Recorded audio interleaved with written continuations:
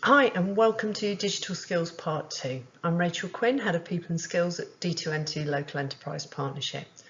Last time we looked at basic digital skills and today we're going to look a little bit deeper into digital careers.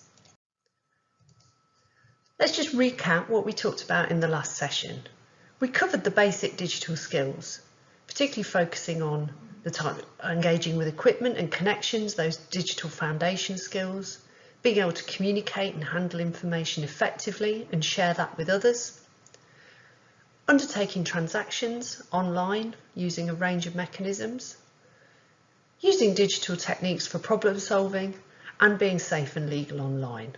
And all of these are really important to your career going forward, mainly because digital roles and roles which require a digital element on average pay considerably more than those that do not.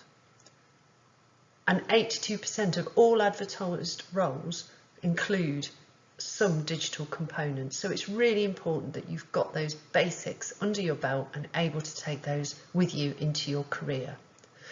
But what if you're interested in doing a little bit more in terms of digital and thinking about a career in a digital skill or element? Well, recently, as a result of the coronavirus downturn, we've been surveying businesses across Derbyshire and Nottinghamshire to find out what's causing them their biggest challenges.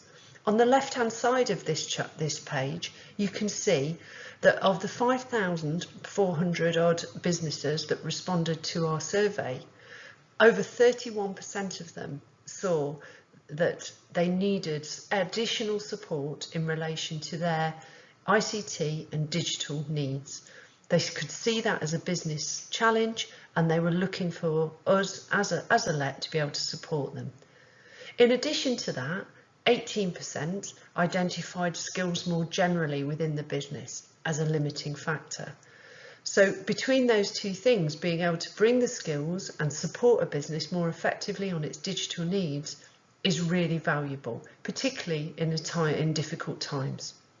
On the right hand side of this, there is another chart showing where we have sectors which are growing significantly across Derbyshire and Nottinghamshire. And you can see that that yellow bubble in the middle shows creative and digital as a large group of businesses that are accelerating in their growth in our area. So that's a real opportunity for young people thinking about their future careers to think about maybe that is a sector I could move into. So how much have we got in terms of skills out there in the labour market now to be able to fill those roles while they're developing? Well, we did some work at the Centre for Progressive Policy to look at where do we have specific opportunities within our labour market and how well are we developing the skills to fill those roles. On the far right of this graph you can see one example, which is for IT engineers and technicians.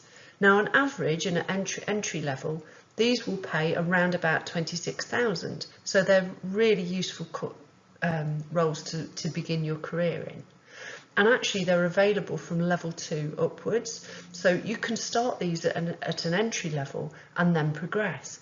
And you can see on the left hand side of that section that there are a large number, well over 3,000 vacancies in the sector for IT engineers and technicians every year. But next to those shows the number of course completions that are taking place within our colleges and universities and apprenticeships. And there is a real difference between the number of skills that are being produced from that system and the number of vacancies that are available every year. So that shows for us at the Local Enterprise Partnership that there is a mismatch between the skills of our labour market and the skills needed by those businesses. So anybody with those skills is likely to have a much easier time of finding and keeping a really good job.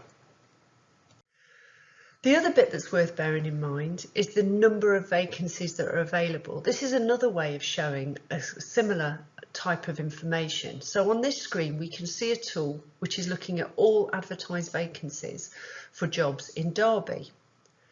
And what you can see under annual demand is that we have lots of jobs coming up every year for things like sale sales assistants, cleaners and domestics, and other administrative occupations. But as we go further along, when we start looking at unique job postings, programmers and software developers, there are over 1,358 every year unique postings for these kinds of roles out in Derby.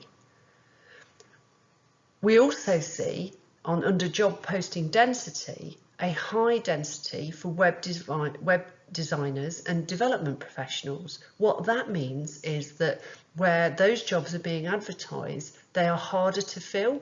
So the employers that are trying to fill those jobs can't find the skills. So they're having to re-advertise them many times in order to attract people to them.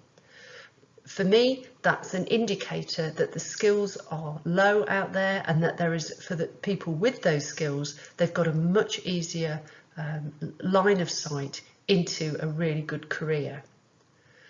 The impact of not being able to fill some of those jobs is seen on the right hand side under impact. So the combined amount of those roles that may or may not be being filled is the equivalent of £52 million worth of income to Derby if those jobs aren't filled, because generally they are well paid roles. So for me, this shows that there are lots of jobs being advertised for programmers and software engineers, and that employers are really struggling to recruit web designers and development professionals. This is really something to think about as a young person, and if you think you could apply yourself to those skills, then it's worth considering. If you are interested, there are some really good examples of digital careers on the Discover Creative Careers site, on iCloud.com, and on the National Careers Service. And on the National Careers Service, they will also show you pathways and potential apprenticeships to be able to make your dream a reality.